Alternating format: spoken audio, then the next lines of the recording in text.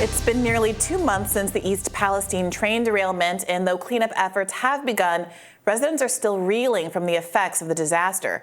Here's what some of the victims told investigative journalist Louis DeAngelis. I'm just going to openly admit that I am suffering forms of PTSD. I began counseling today for that. All I can say is we're in a living hell and no one is helping us. A lot of people are accepting what the EPA is saying, what these government agents are saying, and they are not being truthful.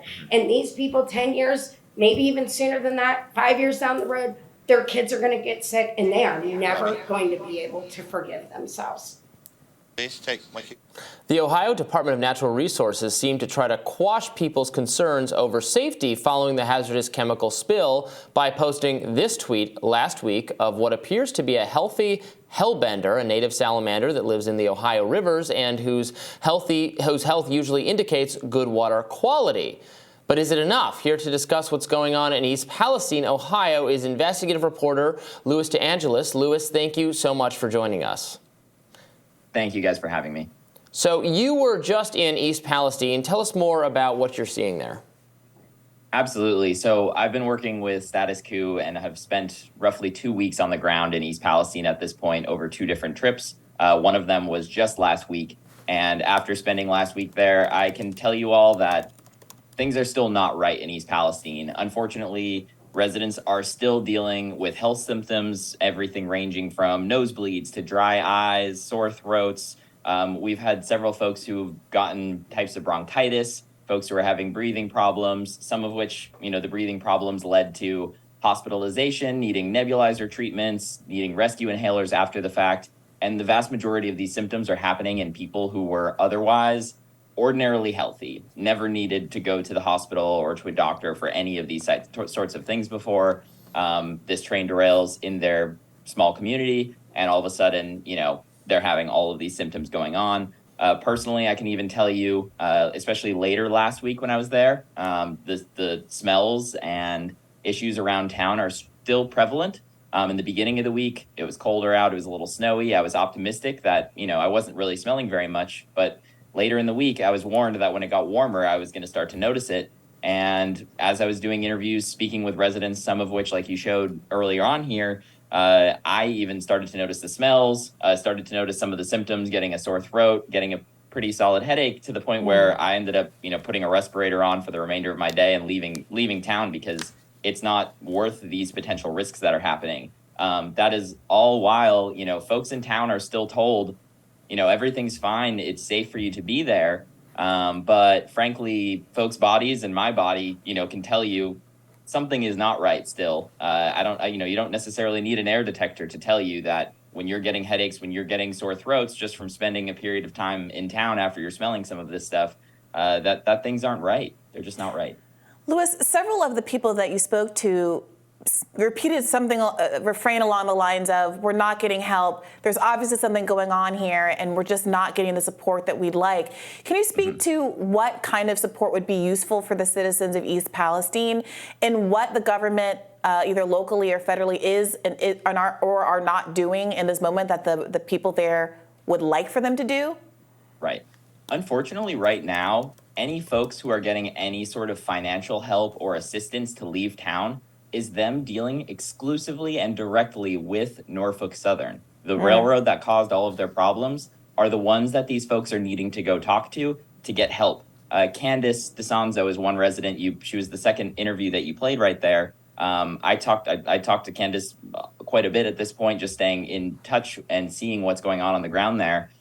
To get the relocation money that she got, fortunately, her and her 5 children were able to get out of East Palestine after having to stay there for about roughly the first 2 weeks or so. But Candace and some of her children were getting very sick. Some of her young children needed to go to the hospital and were having trouble breathing. She had to spend 23 hours over 3 days going to the Norfolk Southern Assistance Center, essentially begging them for help to get her relocation money for 2 weeks. But that 2 weeks is going to run out fast. And again, it's been basically 6 weeks since this happened.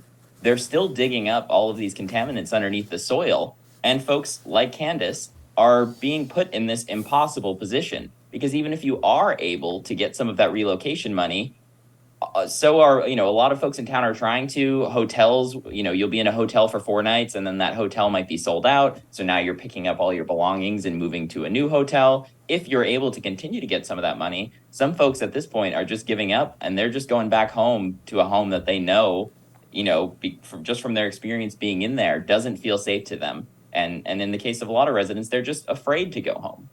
And do we know how much relocation money is available? I mean, I completely take your point about there being a conflict of interest here, where the only person apparently to turn to is Norfolk Southern. And I imagine there are many people who are not able to relocate because they have jobs that keep them there, they have livestock they need to take care of, they have needs that keep them firmly rooted in East Palestine. But for those who can leave, are they basically being told you have enough money for a week's worth of hotel stay? Are people able to permanently relocate? Is there a kind of more holistic attitude to what's going to be done here, and any admission about what the long-term effects are going to be in East Palestine, and whether that allows people to return permanently in the first place? Honestly, the stuff changes day by day in a lot of cases. So right now, the only folks who are able to get relocation money are folks who are essentially within the town lines of East Palestine, the village lines of East Palestine. So there are some folks in the village of East Palestine who can relocate, and then some folks who are just outside of the village who might actually be in some cases closer to the derailment site, who are having to fight tooth and nail to get any money. Some people are able to go and get that money, and other people are not. The rules are very blurry and they're changing by the day. There has been zero talk about permanent relocation for folks in any case that I've discovered. And I've talked to quite a few residents on the ground there over the last couple of weeks. The fact that the state government, the federal government, anybody isn't coming in and offering, hey, we will buy your home at the value that it was before this to give you the opportunity to leave, because this is a problem that was created by no fault of you, only by the fault of the railroad company, Norfolk Southern, in question here. So no, those solutions have the longer term solutions have not come together. And unfortunately, the rules are changing day by day when these folks are needing to go to Norfolk Southern directly to ask for any of this assistance. Louis, what do local officials say right now about the quality of the air and the water? Because I know the mayor, for instance, I think has complained about being the town being abandoned by national political figures, but also I think participated in that stunt where they drank the water with the local fire chief and EPA official, something like that. So what is the level of concern by officials who are in East Palestine? So I actually attended a city council meeting on Monday night of last week. The first major thing that stood out to me was that myself and Status Quo, we were the only camera in the room. There were no more journalists in East Palestine. I'll say again, we were the only camera in the room. So we've actually posted that on Status Quo, as well as lots of other interviews. If you haven't seen any of that, definitely encourage you to check it out. And you can see some of these full clips as well. But the city council at that meeting basically has been saying a lot of the same things that we're hearing from the higher levels of government, that everything is okay and safe. Frankly, I think that there's been a lot of pressure put on this, small town mayor, small town fire chief. I think that they are obviously trying to do what they can, but I can't even imagine the pressure that they've been put under. I mean, this is a town of 4,500 people. This isn't a knock, but the mayor it's a part-time position in East Palestine. I haven't had the opportunity to speak with the mayor directly, but I would imagine, and he's even alluded this himself, that this situation is, very far above what he ever thought he was going to be dealing with here. And same goes for the fire chief, that unfortunately at this point, we saw a hearing in the Pennsylvania Senate yesterday. Norfolk Southern's CEO, Alan Shaw, in a Senate hearing, is essentially trying to lay the blame for the controlled burn decision on this directly on this small town fire chief, who, in my opinion, definitely should not be the one who's having to make this decision when you've got folks who have a much higher expertise in hazmat situations, in these chemicals and whatnot. This, again, is not a knock on the fire chief. It's we need to use the resources of people who have the higher knowledge to make those decisions and not try to pass the blame on to some of these small town officials. Yeah, a principle in assessing liability a consideration is often who has the most control over creating the best outcome here.